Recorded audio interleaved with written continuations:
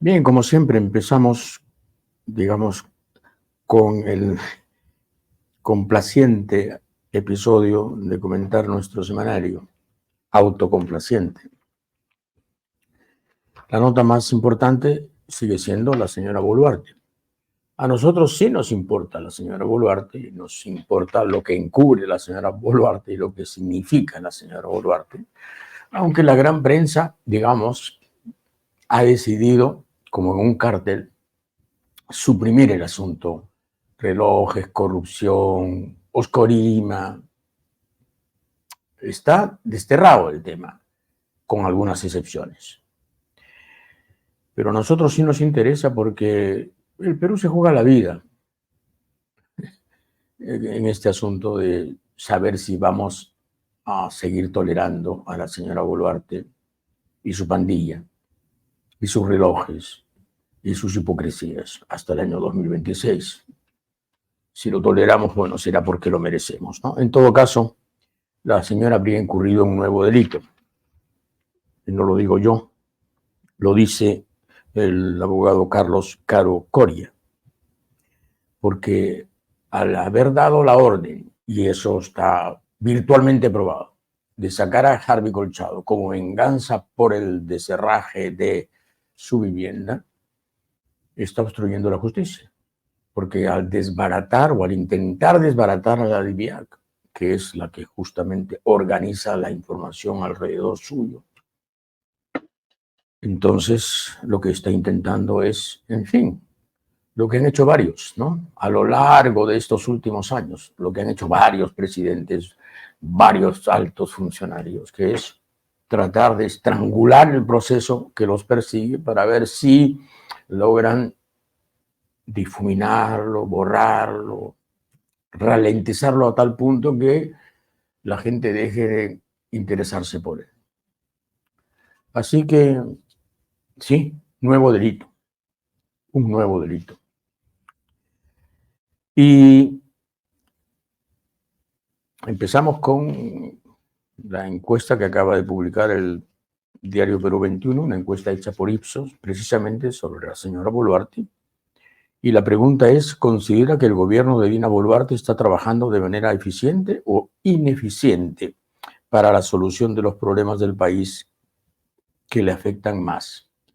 ¿Ineficiencia o eficiencia?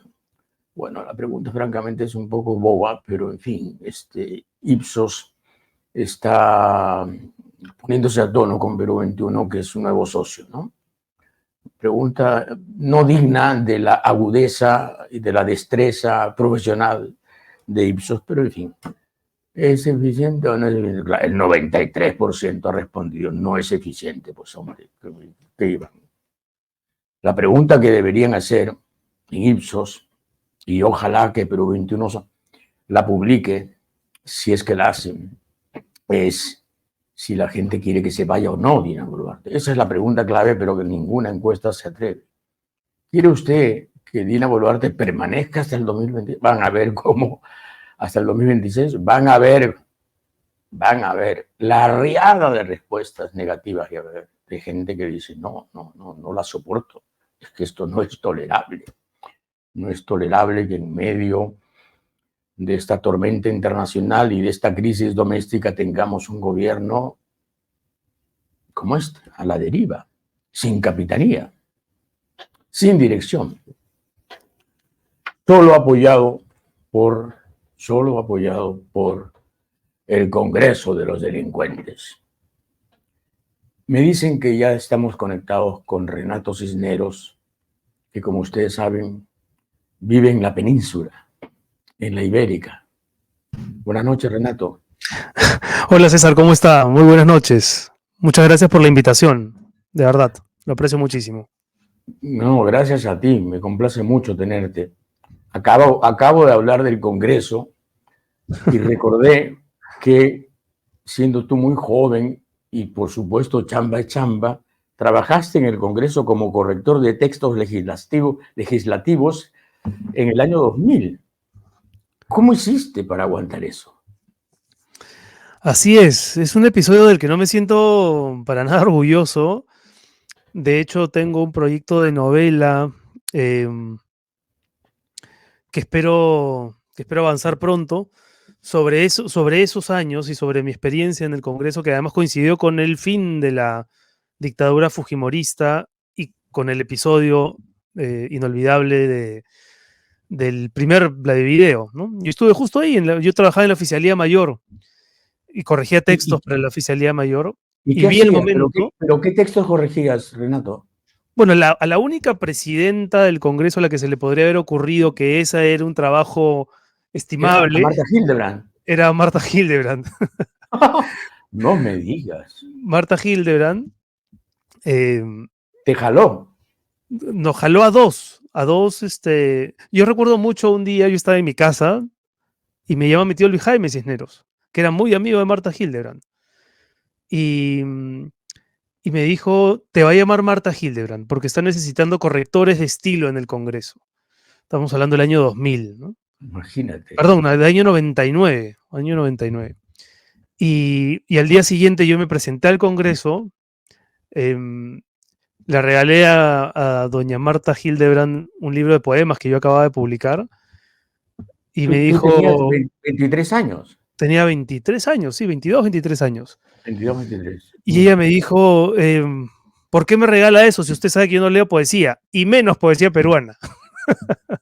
Como siempre. Tan simpática, Muy siempre. simpática, muy simpática. Guardo los mejores recuerdos de Marta Hildebrand en esa época, pero ¿cómo lo soporté? A ver, buena pregunta. Es un episodio con el que yo he tenido mucho conflicto, ¿no? Era el año 99, yo ya había salido a marchar con la gente de la universidad en los años previos, precisamente protestando contra el régimen fujimorista. Em, de modo que yo supongo que tendré que escribir la novela para poder entender exactamente qué tipo de cables se cruzaron en esa época. Claro, claro.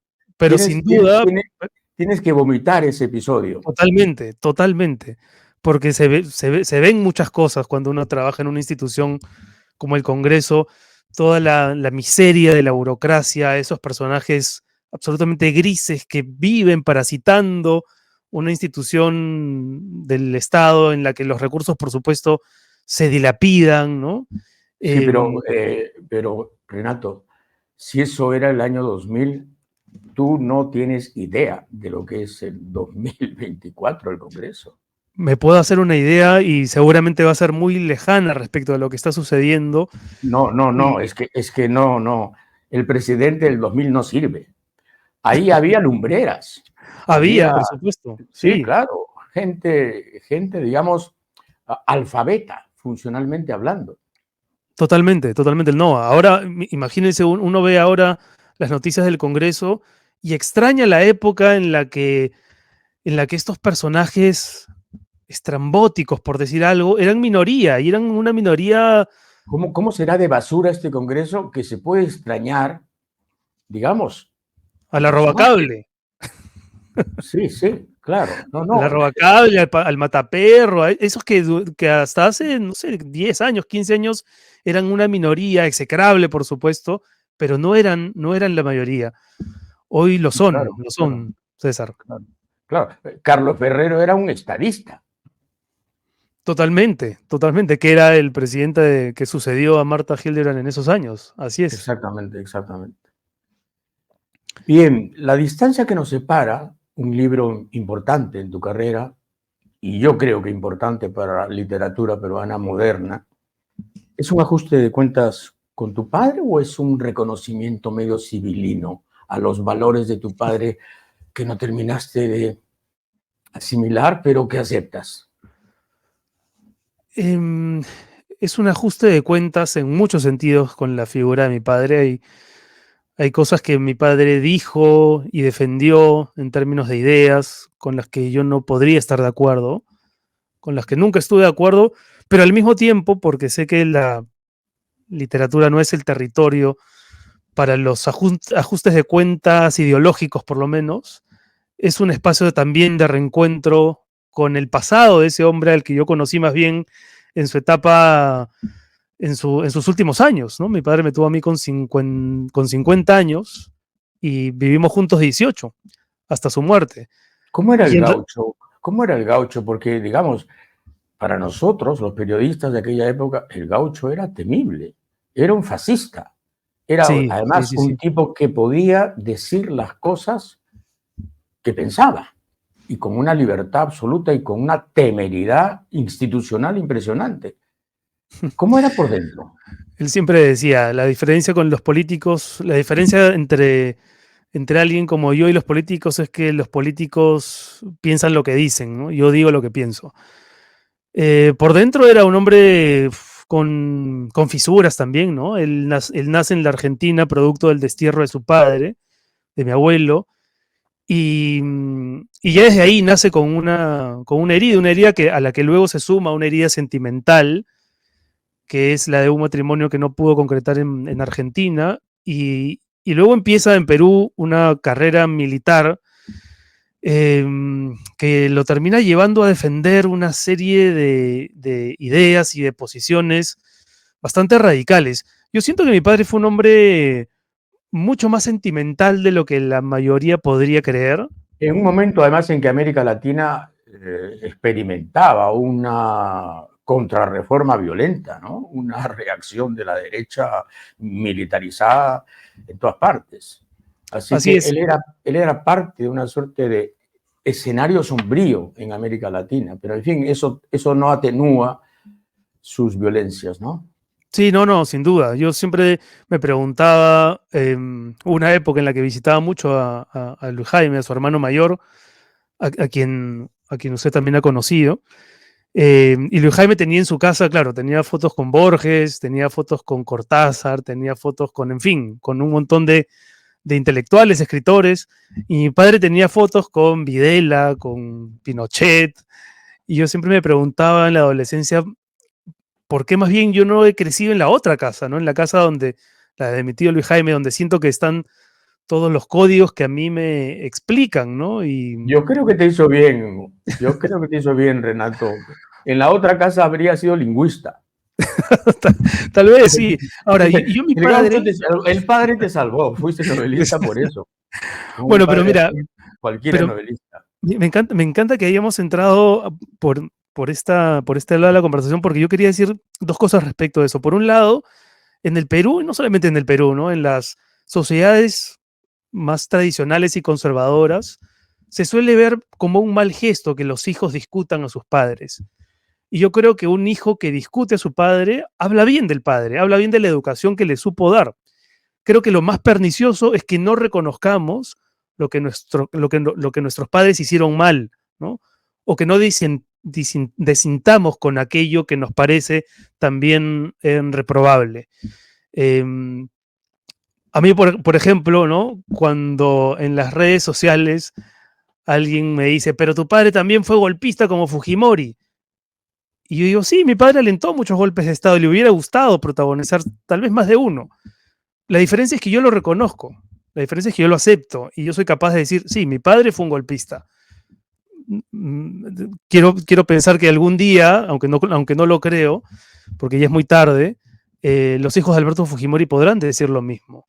Porque en ese momento es cuando su discurso político puede efectivamente ampliarse, ensancharse, convocar a nueva gente. Pero mientras sigan empecinados en creer Qué que fue el optimista, mejor gobierno de la historia del Perú, eso no tiene qué ningún optimista eres, futuro. Renato, qué optimista. Sigue siendo un gran Sí. esperanzado. Bueno, Y lo otro era simplemente eso, sí, César, que una de las cosas que sí reconozco y que siempre he admirado a mi padre es que defendió sus ideas hasta el final, ¿no? Incluso cuando Fujimori, a través de Hermosa Ríos, pretendió encarcelarlo por un delito inventado, insulto al superior, él estuvo decidido a irse a la cárcel si es que la justicia le probaba que era culpable. Como no se lo pudieron probar, no terminó encarcelado, ¿no? imagínate, el ladrón de Hermosa Ríos.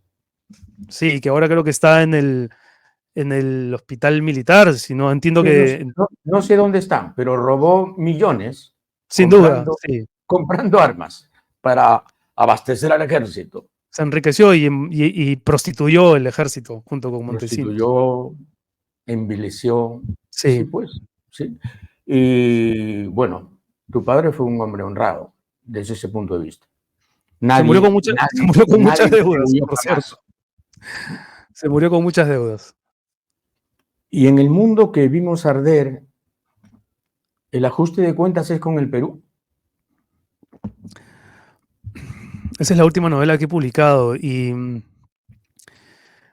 sí, yo escribí esa novela para tratar de transferirle al protagonista los sentimientos que como migrante he ido experimentando desde que hace casi una década dejé el país, ¿no? Y Tú saqueas tu biografía y las conviertes en libros y lo haces muy bien.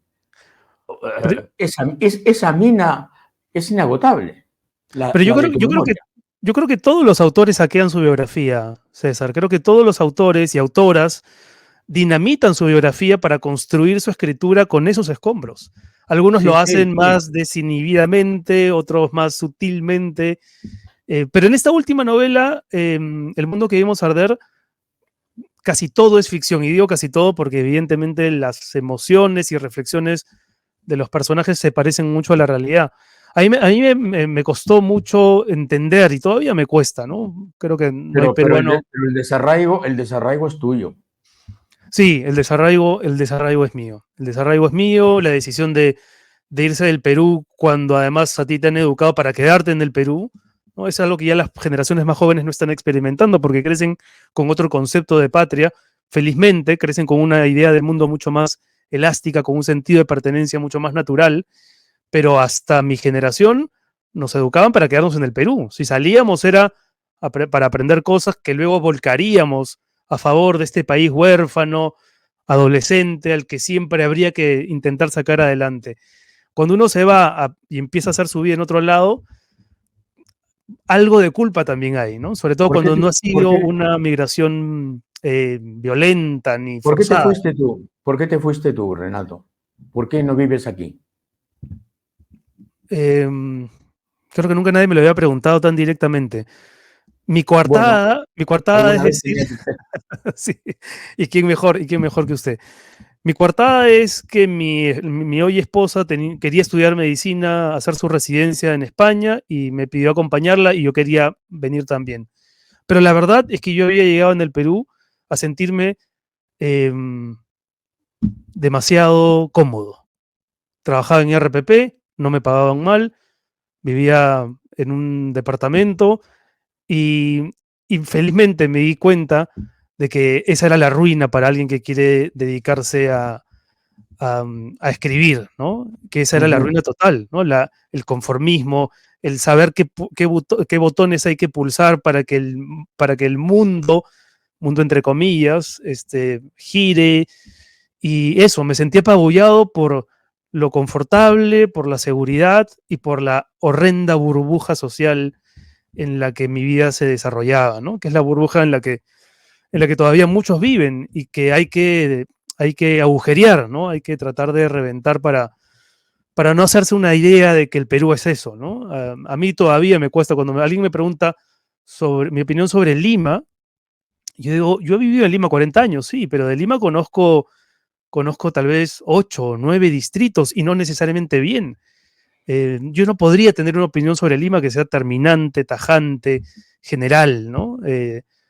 Lo mismo sobre el país, pero sí, en esa novela el ajuste de cuentas es con el país que uno ha dejado, con el país que va cambiando a medida que pasan los años y que se vuelve. En una entrevista dijiste algo interesante, interesante para tus lectores. Los sueños no se consiguen necesariamente. Es una falacia decir eso. ¿Qué sueño no has podido conseguir tú? A ver, con 48 años, no sé si tengo sueños que no haya conseguido, tampoco sé si haya conseguido muchos. Em, pero mira, César, a mí la paternidad se convirtió en un sueño que yo no había deseado. Yo toda la vida Lo renegaba comprendo. de la idea de ser padre, no quería ser padre. Hoy mi hija tiene 6 años y estoy a punto, pero a puntísimo de ser padre por segunda vez. Y son sueños que nunca había larvado dentro de mí y que sin embargo ya concretados me hacen pensar eso, que a lo mejor fueron sueños que no pensé. Fuera Le de has, dedi- eso, le has muy poco. dedicado un libro, Julieta, entero. Sí, porque la paternidad llegó con sus crisis también, llegó con su cierta problemática, ¿no?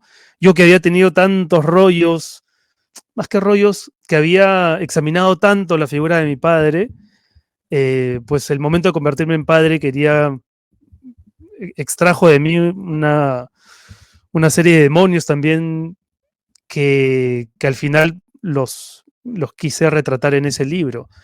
Pero Tú sabes, también sí, una dulzura uf, andrógina total, que total. pocos creían posible en ti. Total, total. Yo cuando supe que iba a ser padre, mi primer pensamiento reptil fue, ojalá sea hombre. Fíjate, los ecos del machismo con el que uno fue criado, en fin. Sinaloa, Y, Sinaloa. y felizmente fue mujer. Y digo felizmente porque creo que en estos tiempos también una forma de desprogramar el machismo con el que uno creció y que normalizó es poder ser testigo desde el minuto inicial de cómo se va generando la psicología femenina y cómo va creciendo una mujer. Y eso para mí ha sido tan formativo, lo viene siendo todos los días. Ujú. Egoísmo y soledad son dos palabras constantes en muchas de tus respuestas en algunas entrevistas. El egoísmo y la soledad. ¿Qué te dicen ahora? Son inevitables. En un sentido, sí, sí, a ver, si mi esposa estuviese despierta, aquí son las 4 de la mañana, seguramente diría que he cambiado poco en ese sentido. Pero yo creo que la paternidad es un gran antídoto para el egoísmo. Es la educación en la generosidad, más bien. Eh, es, es, eh, es la posibilidad de ponerte por primera vez y tal vez para siempre en los zapatos de una persona, en los pies de una persona que depende tanto de ti, ¿no? Así que yo creo que la paternidad ha hecho mucho para disminuir mi propensión a pensar en mí, en mis cosas, en mi mundo, a distraerme menos con las cosas que a mí me interesan y pensar un poco más comunitariamente, ¿no? Familiarmente. Otra frase Pero, que he respetado de alguna de tus entrevistas es esta, entrecomillada. Me, pude, me pudo haber faltado valor, agallas y madurez, sin duda. Eso no lo discuto. Pocas veces se escucha algo tan sincero. Lo repites, lo confirmas. sí, sí. em, ¿Agallas cuándo? a ver, cuando nació mi hija, cuando nació Julieta, le decía hace un instante que eso vino acompañado de una crisis y claro, yo me, me vi confrontado con todos los fantasmas de la paternidad y eso supuso un quiebre matrimonial de un largo tiempo. Y tal vez ahí hubo algo de eso, sí. Em, pero ¿sabe qué, César? Yo siento que también hay mucho en mí que se ha construido saludablemente, no en contra de mi padre, ojo, sino en contra del modelo de los hombres de ese tiempo, ¿no? Hombres que se autoimponían la obligación de no mostrarse vulnerables, de no reconocer sus equívocos, de no mostrar sus fisuras, sus grietas. Y yo creo que eso, felizmente, espero que felizmente ese modelo esté siendo por lo menos cuestionado, ¿no? Yo creo que el error es la primera posibilidad de aprender de uno mismo. A mí me gusta decir mucho que que en la paternidad uno falla mucho más de lo que acierta. Y, y me gusta autopercibirme como alguien que es autocrítico, ¿no? Y por la misma razón es que creo, Eso sí, has repetido paternidad varias veces y casi suena a maternidad ya. de tanto que la he repetido. Puede Es ser que a lo, es muy cálido, me parece ejemplar, me parece extraordinario. pero ahora que mencionaba, Ahora, pobre Julieta, porque es un blanco de tu instinto sobreprotector y Mm. ojalá que no se te pase la mano, ¿eh? Lo pienso todo el tiempo, lo pienso todo el tiempo, porque tan tóxico como un padre ausente puede ser un padre sobreprotector, o acaso más, ¿no? ¿O acaso Eh, más? sí, sí, no, lo pienso y trato de prevenirme contra eso. Em, pero hace un instante, usted mencionaba el tema de, mm, del arrepentimiento y yo creo que una de las razones, estoy pasando a otro tema, pero tiene que ver un poco con lo mismo, con la posibilidad de reconocer que uno falla también. Em, Creo que una de las razones por las que hoy nos está costando tanto comunicarnos y conversar y nos mantenemos tan polarizados es porque solemos pensar que somos dueños de la verdad, ¿no? Que el monopolio de la verdad pasa por lo que nosotros pensamos y decimos. Y creo que esa es la peor forma de intentar conciliar posiciones. Yo no tengo ningún problema en iniciar una conversación o una discusión partiendo del punto de que tal vez mis argumentos no son los mejores ni tengan que ser los que queden al final.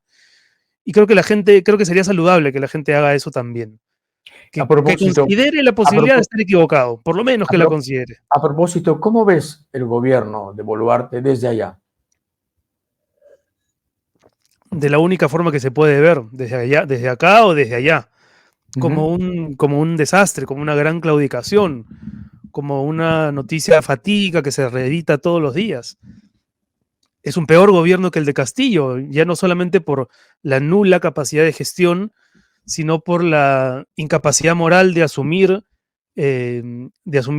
las, las muertes o los asesinatos ocurridos a inicios del 2023 y por ir tan campantes esperando que el Congreso les escribe el libreto, ¿no? Es muy indignante.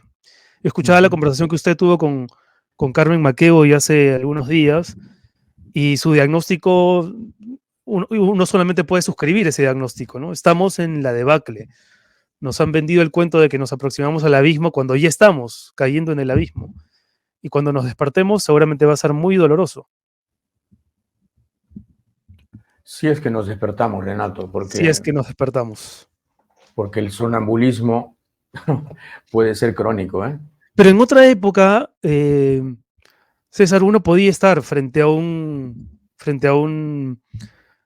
presidente, un mal Sí, claro, gobierno, claro. ¿no? Pero había gente en su entorno que reaccionaba, ¿no? Que despertaba, que parecía entender Sí, la, exacto. la intrascendencia en la que se estaba cayendo Y y había había un una, renuncio. y había una oposición que, digamos, era, aquí estamos, somos el recambio, ¿no? Es que ahora no hay eso, no hay eso. Estamos de verdad esterilizados. Y Sí, es un drama, porque como que a la gente ha dejado de importarle el futuro. La gente está sobreviviendo. mm, Y entonces esta inmediatez de miras, esta cortedad de horizonte, nos aproxima a un país tribal, abiertamente tribal, en donde comer mañana resulta la prioridad. creo que los peruanos, o una mayoría de peruanos, ha pasado tanto tiempo sacando adelante a sus familias, no gracias, sino a pesar de los políticos, que ya han cruzado el umbral en el que todavía tenían ganas de pelear y han decidido, fatídicamente para mi gusto, dejarle la política, ¿no? A los peores. Sí. Y, y esa creo que es una decisión tal vez menos consciente que consciente, pero, Y, y, pero y por último, cuando empezaste sí. a escribir, quizás pensaste a los Sartre para qué sirve la literatura, que la literatura podía ayudar, ¿no? A cambiar el país, a crear conciencia, a mortificar a un punto tal en que se organizaran ciertas voluntades y ciertos descontentos. Pero la Mm. literatura no sirve para eso, ¿eh? La literatura es el placer inútil, pero basta con que sea placer. Sí, sí, sí. Yo tampoco encuentro que la literatura tenga un uso social, digamos, ¿no? O una Mm. trascendencia en ese sentido. A ver, podría ser, pero no creo. En todo caso, yo no me dedico a eso pensando en, en ese uso. Al final, creo que uno escribe para darle a la vida un sentido que la vida no tiene. Si uno mira fríamente la vida, uno puede compendiarla en una serie de rutinas y de mecanismos y de engranajes a los que uno se va acomodando, pero el sentido de la vida, que es una expresión un tanto existencial, se encuentra en los libros, se encuentra en las narraciones. Ahí Eh, están, ahí esas vidas tienen un propósito, un destino, una razón de ser. Pero en la vida diaria eso aparece muy poco. Sí, sí, yo recuerdo como un fantasma ese, ese eco de Neruda, ¿no? Y escribí solo para no morirme. Punto. No hay más. Claro, exactamente. Ahora, sí creo que, que en los libros ocurre un doble movimiento bien interesante. Uno se repliega de la realidad, escapa de la realidad para sumergirse en una historia, pero también para entender la realidad, ¿no? Uno escapa de la realidad, Sí. pero para entenderla. Uno se mete en una novela, se encierra en el cine, va al teatro para huir Sí, de la realidad, pero solamente puedes terminar entendiéndola en esas historias exacto. La complejas, literatura, emocionantes. el arte sirve para organizar tu locura, de algún modo. Eso no solamente suena bien, sino que me recuerda a esta frase tan bonita de Fernando Pessoa: el arte es la prueba de que la vida no basta, ¿no? Si la vida Exacto. bastara, César, como nos la ha presentado el destino, sería muy triste, sería muy triste. Uno tiene más razones para sentirse disconforme con la vida, con la realidad, y eso se puede curar un poco, tal vez, con el arte, con la literatura. Ha sido un placer hablar contigo, Renato. Se me ha pasado rapidísimo. Espero que eso sea síntoma de que la charla ha estado bien. En todo caso, le agradezco un Ha montón. estado muy bien, gracias a ti. Para mí ha sido un honor y espero poder conversar en persona pronto, César. Yo también. Gracias. Hasta pronto. Buenos días y perdón por la madrugada. Ha valido la pena. Espero que sí. Gracias. Adiós. Muy bien, grato hablar con alguien como Renato, ¿no? ¿Cuánta gente se va, se va con vocación de no retorno? Estamos ahuyentando gente, centrifugando gente. Un informe del comercio, en realidad es un informe de apoyo consultoría publicado en el comercio. 25 millones de peruanos sin agua potable de calidad. Repito, 25 millones de peruanos sin agua potable de calidad. 25 millones de peruanos. Claro, la cifra oficial es 10%, no tiene agua, pero resulta que no es así, porque el 74% no tienen acceso continuo al agua potable de calidad con un nivel de cloro seguro. O sea, 25 millones de personas carecen de acceso a servicios de agua de calidad, según la encuesta nacional de hogares 2022. Caray, y si queremos estar en la OCDE, vamos a la OCDE. OCDE, aquí estamos. ¿Cuántos millones tienen agua de sus 33? Bueno, 25. No tienen agua. Vaya a la puerta falsa y deje su tarjeta. Esas cosas tan estúpidas que uno escucha, ¿no? Estamos a días de que la OCDE nos abra las puertas, con 25 millones de peruanos que no tienen agua potable de calidad. Bueno, ya es un hecho que los mineros ilegales están detrás del asesinato de Victorio Dariquebe. Victorio Dariquebe era un custodio de la Reserva Comunal Maracaeri, en Madre de Dios, y lo acaban de matar. Al enésimo habitante del oriente peruano, que en fin, vigila que no se tale ilegalmente, vigila que no se contaminen los ríos con mercurio, en fin, ¿no? Lo acaban de matar. Lo acaban de matar y no pasa nada. Y no pasa nada. Seguirá habiendo esto mientras tengamos el desgobierno que estamos tolerando. El cuento eso de que va una comisión a ver, pues, a ver qué está pasando. En fin.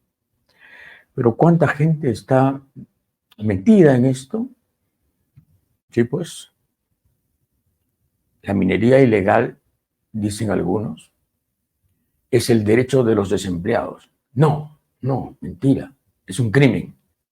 Es un crimen ambiental y, como vemos, es un crimen personal también. Bueno, el señor Carlos Meléndez escribe un artículo en El Comercio que se llama Despolarizar. Y me parece muy bien que haya gente preocupada en la polarización del país, en la exacerbación de puntos de vista, en lo irreconciliable que parecen aquí las contradicciones, ¿no? Me parece que es una preocupación noble. Pero hay que explicar por qué vino la polarización. La polarización, ¿por qué vino? ¿Por qué estamos tan polarizados? Porque tenemos un Congreso con delincuentes y tenemos un gobierno con delincuentes. Y resulta que el gobierno es protegido del Congreso. Y están desmontando todo aquello que podía funcionar rumbo a reformas efectivas de algunas instituciones que necesitábamos reformar. La polarización la produce el fujimorismo cuando gana Kuczynski las elecciones. Y el fujimorismo le dice, te vamos a sacar como sea. Y al final lo saca. Y después vienen, en fin, los sucesivos traspiés a los que hemos asistido. Dice Meléndez, necesitamos encontrar los puntos que más unen antes que los que dividen. Y sobre todo requerimos de vocación para convivir y trabajar con quien no coincide políticamente o con quien no se coincide políticamente. Sí, pues, ¿cómo hacemos para conciliar con los delincuentes que están en el Congreso? Me siento ahí a hablar con los lobistas estos, con los que trafican, con los colectiveros, los mineros ilegales y todas las trampas, las universidades basura. Me siento y ¿qué concilio con el señor Luna?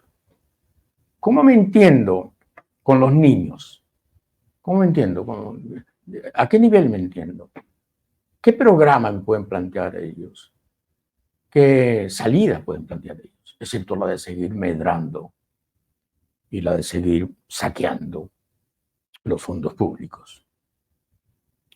Ello implica, dice Meléndez, una prensa más constructiva, que deje atrás la generalización falaz con la que acomete el desprestigio de quienes se encuentran en sus antípodas. Ay, qué gracioso eres, Meléndez. Porque vives en Chile y eres académico y no estás aquí, dices eso. Una prensa más constructiva. ¿Quieres una prensa más constructiva? Escucha RPP, hijo. Escucha RPP, te va a hacer mucho bien. Y si puedes, también exitosa un poquito. Y ya no te digo PBO. Y bueno, lee, en fin, la prensa constructiva que tenemos. No hay cómo arreglar asuntos con quien pertenece, no a la política, no a la discrepancia, no a la diferencia, no a la lejanía doctrinaria, sino al AMPA. ¿Cómo conciliamos con el AMPA? El AMPA domina el Congreso. Y no es una caricatura, no es una demonización, es estrictamente estadística. La cantidad de gentuza que maneja el Congreso, además para defender intereses bastardos. ¿Cómo conciliamos? ¿Cómo conciliamos con un gobierno como este? ¿Cómo? No, no hay manera de despolarizar el país si es que no partimos de un reseteo del país. A partir de elecciones nuevas, nuevo gobierno, nuevas caras. Y bueno, si las nuevas caras y el nuevo gobierno se parecen a lo que tenemos, es que lo merecemos, es que estamos malditos, es que la democracia, desde el punto de vista cuantitativo, no funciona en el Perú. Ya está. Pero por lo menos salgamos de esto y a ver qué pasa. De repente encontramos una salida, una figura. De repente el destino nos produce, no digo un salvador, sino alguien razonablemente decente que pretenda establecer prioridades nacionales. Nada más. Prioridades nacionales. ¿No? Estimular la inversión privada, fortalecer el Estado en todo lo que sea fiscalización, ser justos y uniformes en materia tributaria con todos los sectores productivos, diversificar la economía, en fin, prioridades nacionales. No sé a quién le hablo. A ustedes. Bueno, la República anuncia que han anulado las sanciones del OSI, ¿no?, al Grupo La República para que no reciba publicidad estatal. Una sentencia judicial reconoce que el Grupo La República siempre cumplió con la ley 30225, por lo cual anula las 46 sanciones impuestas por el organismo supervisor de las contrataciones del Estado, o sea, OCE. La República entonces ya puede tener publicidad del Estado. No sé por qué yo no me sentiría tan feliz. Chicho, ¿tú te sientes feliz con eso? Bueno, cada uno es dueño de su contento. Cada uno es dueño de su alegría. Yo no me sentiría tan feliz si me dicen, el Estado va a publicar en tus páginas. Guácala. Bueno, también debo decir que no tenemos la menor pretensión ni de buscar ni de recibir, y además el Estado no nos busca, nos detestan minuciosamente y no publicarían un centímetro cuadrado de publicidad para ayudarnos a salir de nuestras miserias. También debo decirlo. Así que esto es como el zorro y las uvas. Yo soy el zorro y las uvas las tiene la República. 7 congresistas optaron por impulsar nuevos partidos, una publicación del diario La República, una nota de Diego Quispe, efectivamente, ¿no? En fin, 7 congresistas, 7 partidos nuevos. El Partido Obrero de Isabel Cortés, Voces del Pueblo de Guillermo Bermejo, Perú Consciente de Guido Bellido, Todos con el Pueblo de Pasión Dávila, Primero la Gente de Susel Paredes, Lo Justo de Flor Pablo y Unidad y Paz de Roberto Quiabra. Cada uno funda su partido. El sueño de la casa propia era antes, ahora es el sueño del partido propio. Partidos, bueno, en fin, ya se verá, ¿no? Tienen programa, tienen afiliados, tienen locales, tienen doctrina, tienen metas. Nada, anda ya. No pidas tanto, Hildebrand. No pidas tanto. Y la nación One Piece avisa, habrá otro baguazo si los mineros ilegales siguen en el río Santiago inundándolo, infestándolo de mercurio y poniendo en peligro todo un gran ecosistema. Ahora viajó una delegación, hace unas horas viajó una delegación gubernamental para ver con la nación One Piece cómo hacer. No van a hacer nada, pero los One Piece han capturado a 3 policías que servían a mineros ilegales. Los han capturado. 3 policías en actividad y con uniforme. Los tres tiraron sus armas cuando iban a ser abordados por la comunidad One Piece. Pero son policías. En eso estamos, en esa podredumbre estamos. Digamos, acumulando agravios como para que después haya un desenlace violento. Nos están avisando, otro baguazo. Puede suceder, ojalá que no suceda. Pero esto pasa pues por no tener gobierno. La Cámara Baja de los Estados Unidos acaba de aprobar el proyecto que fuerza la venta de TikTok, la gran empresa china. Le dan 270 días para que los chinos vendan TikTok a una empresa norteamericana. ¿Cómo? Los comunistas norteamericanos. Porque eso lo puede hacer un Estado comunista. Es una expropiación encubierta. No te expropio, pero exijo que le vendas a un connacional mío tu empresa. Esto tiene que ser aprobado por el Senado, pero lo más difícil era que fuera aprobado por la Cámara de Representantes, y ya lo fue. Y claro, ¿y el libre comercio? Anda ya. El libre comercio es para los idiotas, para el tercer mundo. Y esto viene asociado con que Biden, ese señor que dice que a su abuelo lo mataron los caníbales, se lo comieron los caníbales, Biden, el tembloroso Biden, acaba de anunciar, para congraciarse con el voto obrero de Pensilvania, acaba de anunciar que va a triplicar el arancel para el acero de China, que ya es alto, ahora lo va a triplicar para que no entre, pues, no compita en todo caso, con las acerías de Pensilvania. Y la OMC, y el comercio libre, ¿y el mercado? No. Si soy gringo y no me da la gana, me borro, me cargo, me zurro en todo. Me cargo el mercado y decido que el acero chino no entra y que TikTok tiene que ser vendido. Esas son las lecciones del capitalismo, ¿no? Las paradojas. El Ministerio de Economía y Finanzas, quiero verla ahora. El Ministerio de Economía y Finanzas ha reconocido que la meta del déficit fiscal no se va a cumplir este año. Ya lo dijo el ministro Arista, que por lo menos tiene la honestidad de admitirlo, ¿no? Lo cual significa que vamos a estar bordeando el 3% de inflación, de déficit fiscal. Y eso es importante. Es importante anotarlo desde ahora. Es un elemento negativo.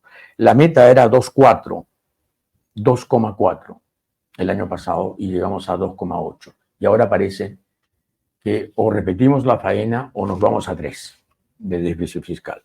No es una cifra apocalíptica, no es para encender las alarmas y huir, pero empieza a ser preocupante que no podamos cumplir por lo menos con la meta.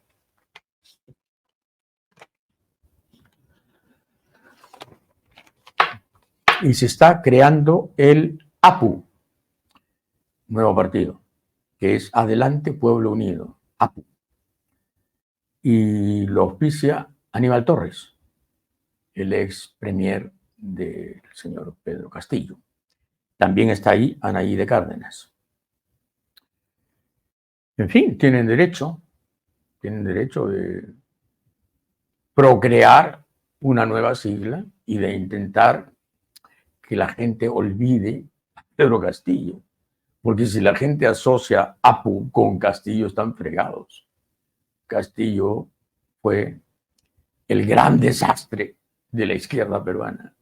El peor de los desastres de los últimos años de la izquierda peruana. Lo he dicho 1000 veces y lo repetiré, ¿no? Jaime de Altaos, Jaime de Altaos dice lo siguiente en su última columna en El Comercio. El problema es que mientras tanto, el gobierno, convertido ya en un pelele del Congreso, se debilita aún más y no hay impulso para abordar los temas y sacar adelante políticas y decisiones que permitan volver a crecer a tasas altas y resolver los problemas de seguridad. Pelele le llama. El gobierno convertido ya en un pelele del Congreso. Lo dice Jaime del Taos. Claro, no dice Congreso de los delincuentes como nosotros, que somos atrabiliarios en algún sentido. Pero lo dice, peleles. Sí, pues, no hay gobierno. El gobierno es la mesa de partes del Congreso.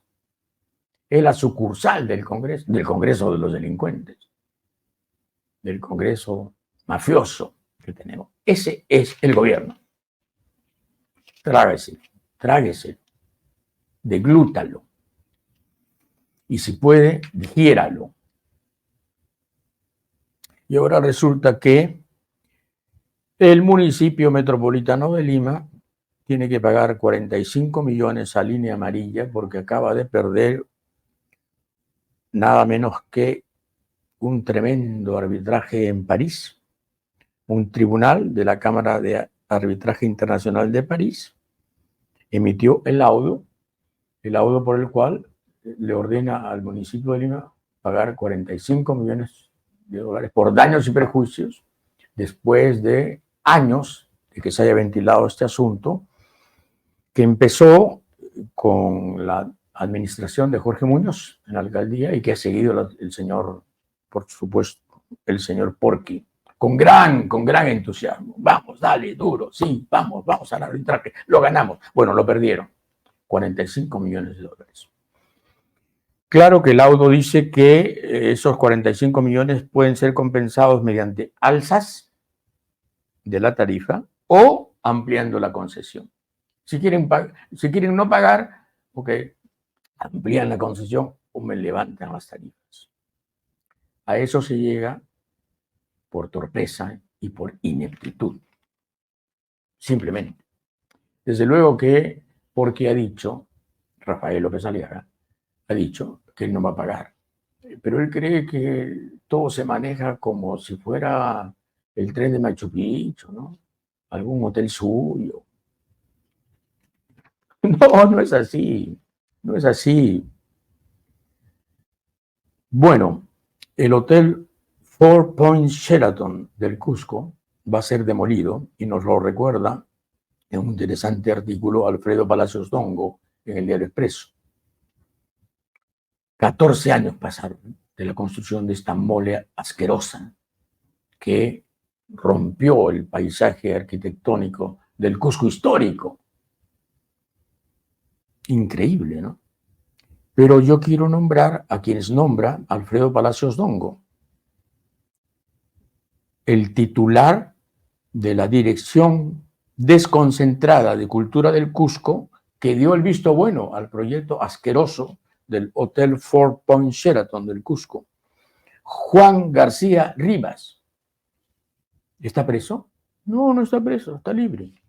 Y el alcalde, que 2 días antes de terminar su mandato, el alcalde provincial del Cusco, Luis Flores García, aprobó el proyecto.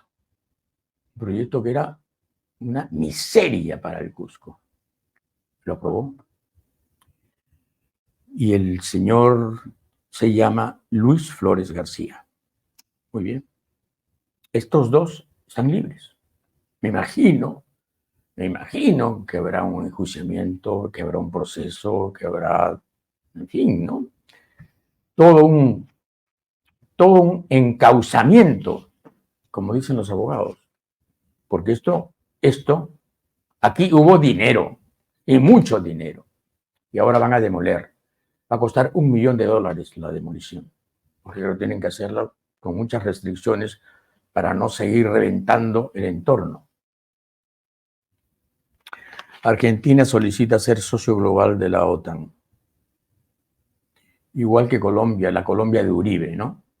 La guachapa Colombia de Uribe fue a la OTAN y dijo, quiero ser socio global. Entonces los de la OTAN miran, ¿quiénes son estos? con sus ruanas y sus sombreros y sus vallenatos. Y los aceptaron. Colombia es efectivamente socio global de la OTAN. Y ahora Argentina, la Argentina de Milei, quiere repetir la faena de la Colombia de Uribe y quiere ser socio global de la OTAN. Está cada día más ridículo el asunto argentino. Empiezan a ser, de verdad, en fin, empieza a ser Milei el gran hazmerreír de América Latina. Y los argentinos, madre mía, lo que les espera. 2 militares le robaron 786 granadas al ejército. Un reportaje de Óscar Chumpitaz en La República. El mayor del ejército, Luis Soldevilla, y el suboficial Paddy Limpe. También sustrajeron 104.750 cartuchos de los almacenes que jefaturaban. Cartuchos de dinamita. Todo el material fue vendido a mafias del Brain y extorsionadores. Han sido sentenciados a 9 años de cárcel. El mayor EP, Luis Soldevilla, y el suboficial EP, Ejército Peruano, Paddy Limpe. Qué vergüenza. Pero así estamos. Así estamos. Cuando la cabeza está podrida, ¿qué le resta al cuerpo? Cuando uno ve lo que pasa en el Congreso, lo que pasa en el gobierno. Sí, pues. Sí, pues. El sobón de la semana.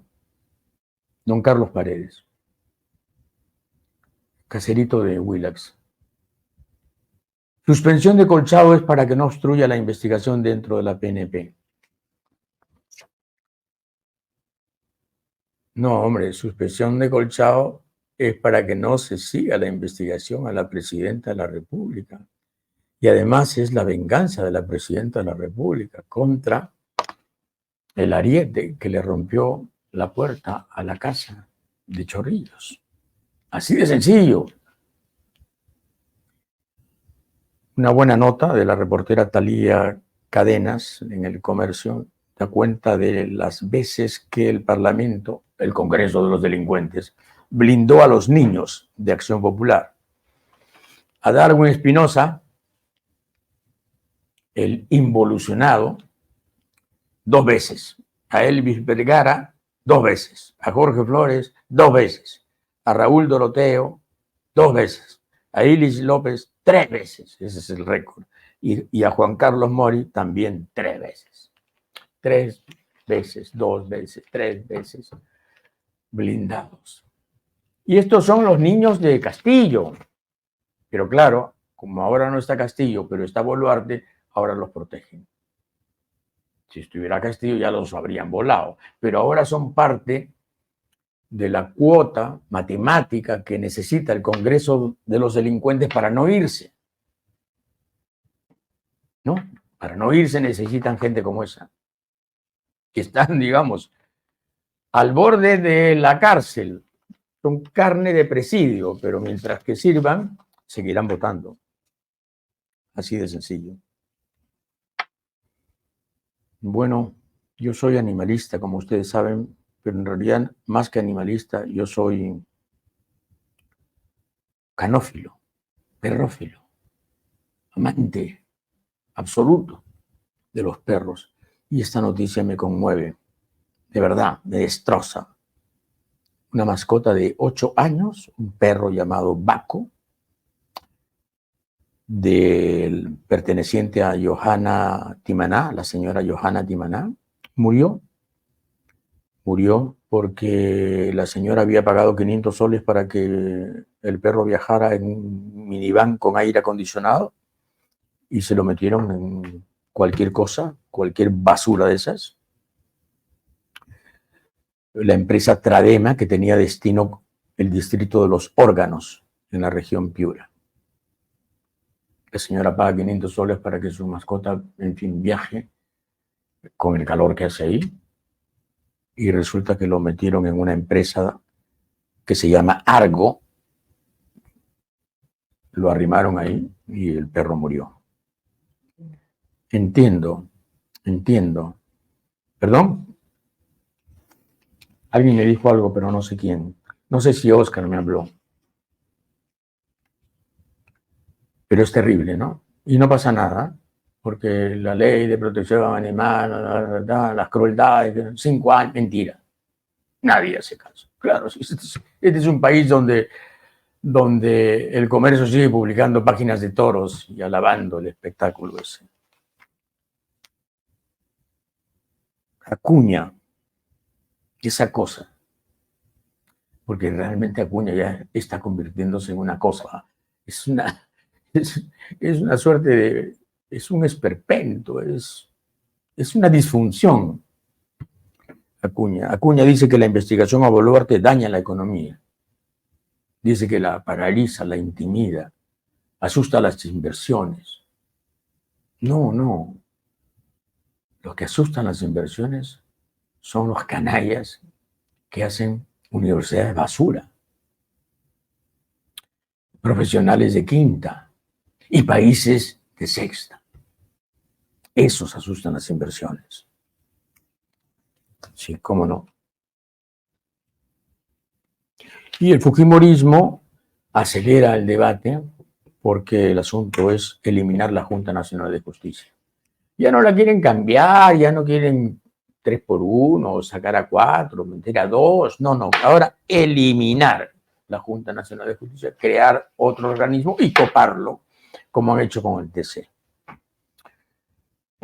Van a cambiar 15 artículos de la Constitución para anular la Junta Nacional de Justicia y crear una nueva Constitución.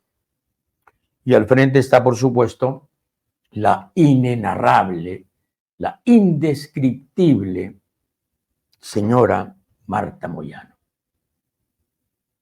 ¿no? Alias Roberto. Marta Moyano, alias Roberto. Y bueno, The Economist ha publicado un artículo cuyo titular es ¿puede frenarse la destrucción de la Amazonía? Porque ya se habla de la destrucción de la Amazonía, ¿no? Y da una buena noticia. Una buena noticia. Brasil y Colombia son los países que más han hecho en los últimos tiempos para luchar contra la deforestación, gracias a sus gobiernos ambientalistas, el de Lula y el de Petro. Por supuesto no nombran al Perú. Por supuesto no nombran al Perú porque aquí están matando a la gente que cuida los espacios, digamos, vitales del ambiente. Y bien, empezamos con los libros. Federico Mori, gran periodista, viejo periodista, muerto hace muchos años, puneño de nacimiento, arequipeño de adopción y por supuesto limeño fulgurante gracias a su pluma. Bueno, Federico Mori era un antiaprista feroz y en junio de 1935 le escribió a Aya de la Torre una carta espantosa que dice así, voy a leer solo unas líneas pequeñitas. En usted, le dice More a Aya, en usted la actividad criminal es congénita. A la cabeza de sus hordas ha destruido las tradiciones jurídicas del país, ha pisoteado sus recuerdos heroicos, se ha chingado usted en su dignidad civil, ha roto usted su equilibrio político, ha ensuciado usted su nobleza democrática, nos ha dejado usted cívica y espiritualmente calatos y sucios. Si Leguía destruyó el respeto por la función pública y convirtió en portapliegos a los más altos dignatarios del Estado, usted le ha quitado majestad al pueblo, le ha quitado valor a la masa, ha envilecido usted a la multitud. Y además, una diatriba, casi un libelo, magníficamente escrito, ¿no? Madre mía. Claro, esto lo escribe More después del asesinato del director del comercio y de su mujer, hecho ocurrido el año 35, 1935, en la Plaza San Martín, cuando la pareja iba a almorzar al Club Nacional. Y un joven aprista fanático les pegó un tiro y los mató.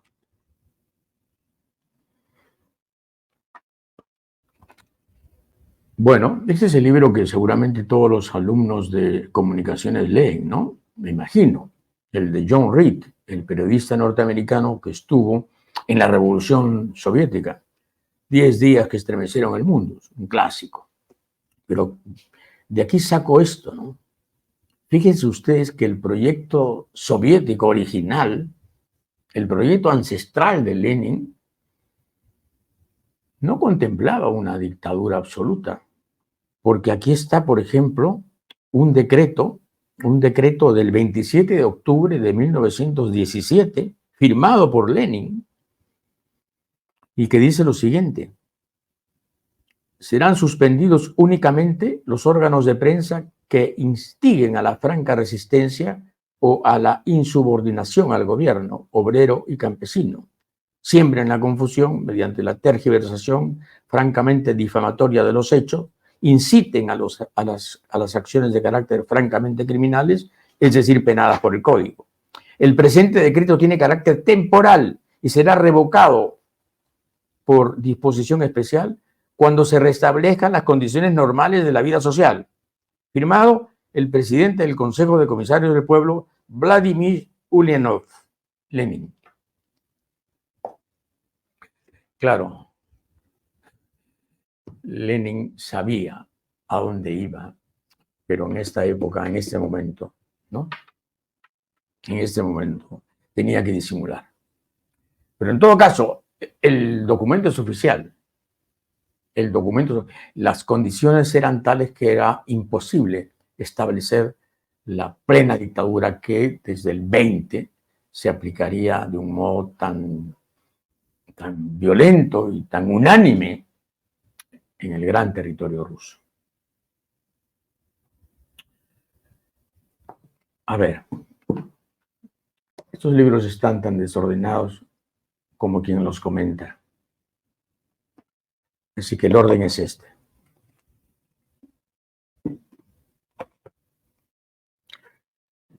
Willy Pinto Gamboa, que se dedicó a hurgar en las hemerotecas y a sacar material importante, escribió también este folleto sobre fascismo y literatura.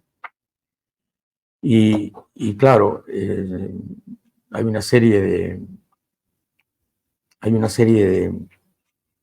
episodios sobre esto, que son de los más, episodios de los más interesantes, porque revelan cómo se portaron los periódicos, ¿no?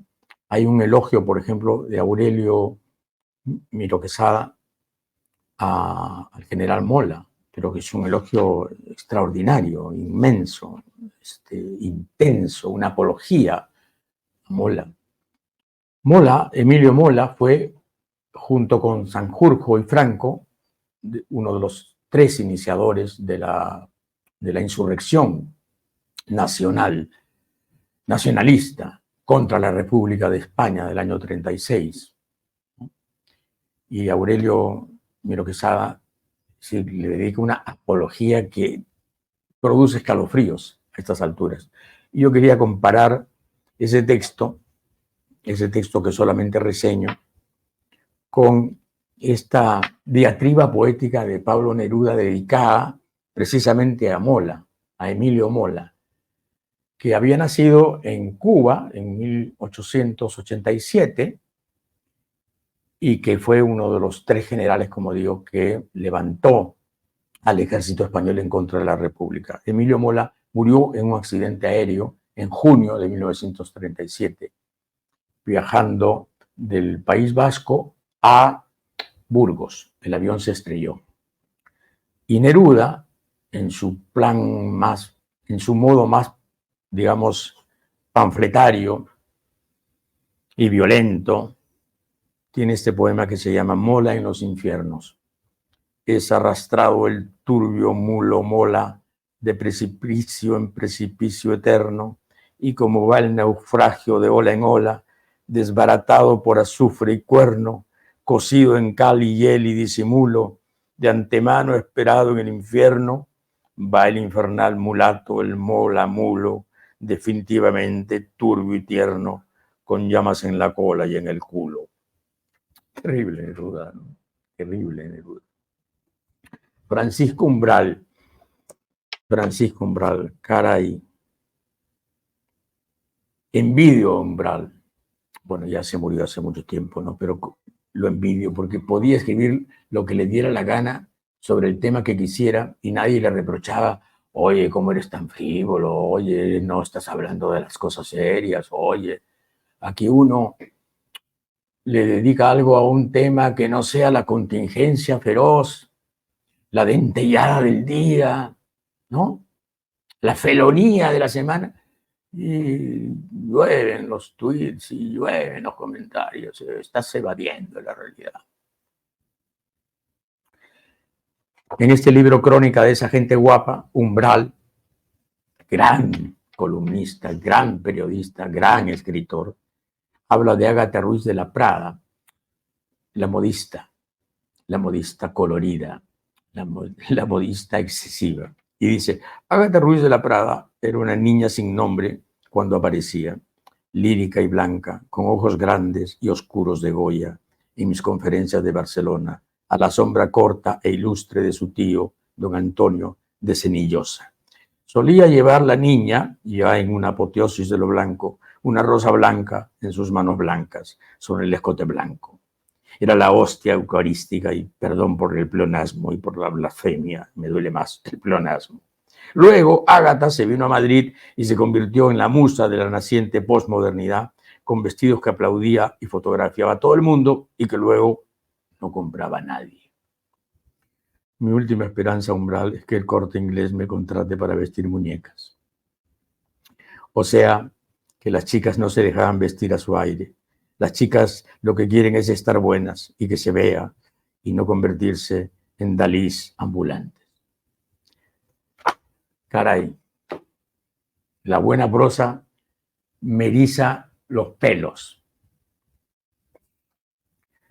En este libro se publican las 204 cartas de los londinenses que se hicieron pasar o se quisieron hacer pasar por Jack el Destripador. Jack el Destripador, el asesino, el primer asesino serial de la historia, ¿no? El primer asesino serial de la historia. Pero, ¿cómo era Londres cuando esto ocurrió en el otoño de 1888? 7 prostitutas muertas sucesivamente. Pero ¿cómo era Londres? La gente se imagina un Londres aristocrático y un asesino con monóculo. Londres era una basura. Mejor dicho, un gran sector de Londres era horroroso. Y aquí está un informe policial de cómo era Londres en 1888. Es informe policial. Se ha llegado a la conclusión de que hay 62 burdeles reconocidos en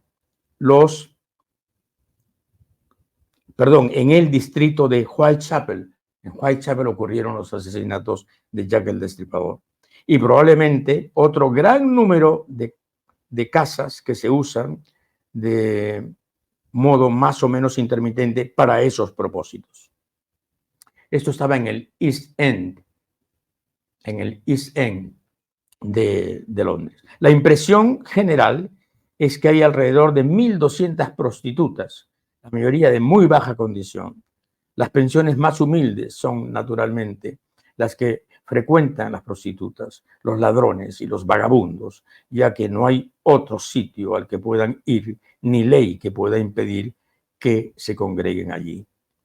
Informe policial oficial de aquel Londres de 1888. Muy bien. Operación Cóndor. Este es el gran libro de John Dinges, el gran periodista norteamericano, sobre la Operación Cóndor. Y aquí está el relato del general, de mi general, como decía Pinochet, de mi general Manuel Contreras, el jefe de la DINA, Dirección Nacional de Inteligencia, Dirección de Inteligencia Nacional. O sea, la entidad macabra que organizaba los asesinatos, las capturas y los asesinatos, las torturas más góticas que uno pueda imaginar. Pero resulta que mi general Contreras dice lo siguiente. El año 74, 1974, en el mes de marzo, el presidente Pinochet me envió a Estados Unidos. Me entrevisté con el subdirector de la CIA, Bernard Walters, sobre cómo realizar inteligencia nacional. Nosotros estábamos recién organizando la misión de inteligencia nacional, de la cual no existían antecedentes en Chile. Solamente se conocía inteligencia institucional. Entonces la CIA nos prometió ayuda. Entonces el presidente me envió a Estados Unidos para ver quiénes nos ayudarían. Hablé con Bernard Walters y nos envió 8 agentes de la CIA de alto nivel para organizar cursos, seminarios aquí en Chile, que duraron hasta mediados de agosto del 74. En esos cursos o seminarios se instruyó a los oficiales y suboficiales sobre todas las medidas que debían tomarse y todas las instrucciones que debían llevarse a cabo para poder conformar lo que se llamaba inteligencia nacional. Contreras, claro, llama inteligencia nacional en este asunto a lo que no fue sino la gran operación de exterminio de todo aquel que fuera rojo, rosado o parecido al rojo o al rosado. Sí, pues. Y esto fue, no se olviden, el epicentro de la Operación Cóndor. Por eso está narrado en este libro que es la Operación Cóndor. Operación que se creó en Santiago de Chile. Bueno, el otro día se publicó en la revista una nota, el otro día, no, el viernes pasado, ¿no? Se publicó una nota terrible sobre el acoso a las mujeres en el Metropolitano. Y leyendo este libro, Prosas apátridas aumentadas, de Julio Ramón Ribeiro, me encuentro con el viejo problema del acoso, porque Ribeiro dice lo siguiente: mis viajes en metro me tienen ya familiarizado con el ceremonial de los machos mediterráneos, españoles, italianos, argelinos, tunecinos y en menor grado franceses, que desde que suben a un vagón no piensan más que en ubicar a una mujer, de preferencia guapa, pero si no la hay, a cualquier mujer, para aprovechar la apretura y frotarse contra ella. Si no es hora de aglomeración, no importa, tratan de colocarse frente a una mujer para mirarle las piernas o, lo más románticos, fijamente a los ojos, esperando no sé qué, vanamente durante 10 o 20 estaciones. Pero el colmo, por lo que tiene de quimérico como proyecto o de efímero como placer, son las agresiones visuales que sufren las mujeres de hombres que no viajan en su metro, sino del que va en dirección contraria. Los vagones se cruzan durante segundos en cada estación, pero aún así no falta nunca, líbreme Dios, nunca un cabro mostachudo, escuálido o depravadamente calvo que lance su mirada ávida hacia el vagón inverso y si distingue una mujer guapa, no la observe con impertinencia o gula o provocación o arrogancia. Caray, no estamos solos. Qué desgracia, qué desgracia. Hace poco Planeta publicó este libro, ¿Cuándo se jodió el Congreso?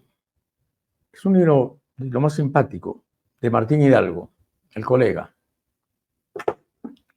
Es, digamos, una serie de entrevistas a parlamentarios sobre, en fin, la versión que tiene cada uno de cuándo fue que el Congreso empezó a dar las muestras de putrefacción que tiene ahora.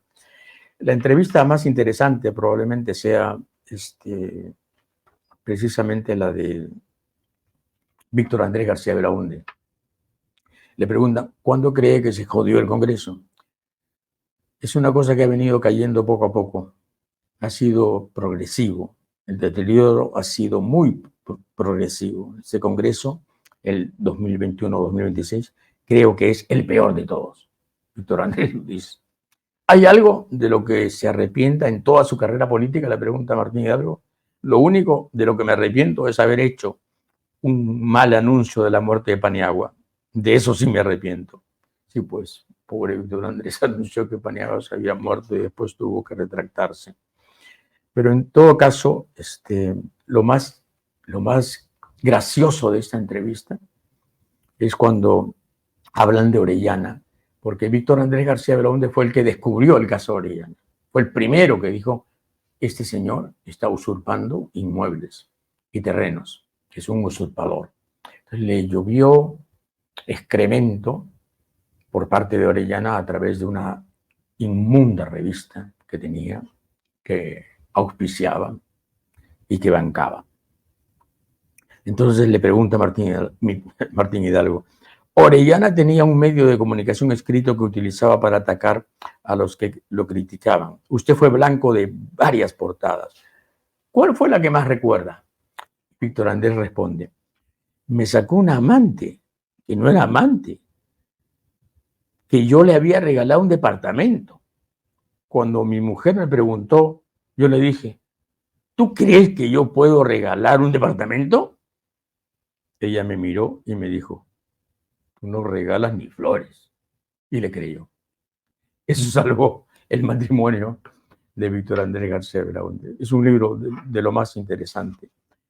Y claro, las entrevistas a Marisol Perestello, a Mauricio Mulder y a Víctor Andrés García Belaúnde son el núcleo del libro, que luego se pierde un poco por la calidad de los otros entrevistados. Es que no hay elenco social, no hay, digamos, personajes que puedan sustentar un libro tan grueso de entrevistas en este momento. Bueno, y para terminar, González Prada, que también era poeta. Y bueno, y bueno. Esto se llama El sueño del caimán. Y por si acaso no está dedicado a Vizcarra. El sueño del caimán. Enorme tronco que arrastró la ola y hace el caimán varado en la ribera, espinazo de abrupta cordillera, fauces de abismo y formidable cola. El sol lo envuelve en fúlgida aureola y parece lucir cota y cimera, cual monstruo de metal que reverbera y que al reverberar se torna sola.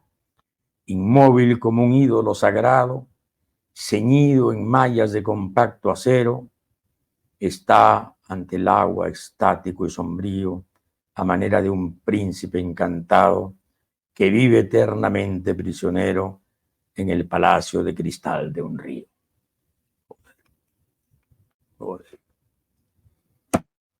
Las palabras, me quedo con ellas, me sumerjo en ellas, me muero por ellas. Hasta el lunes.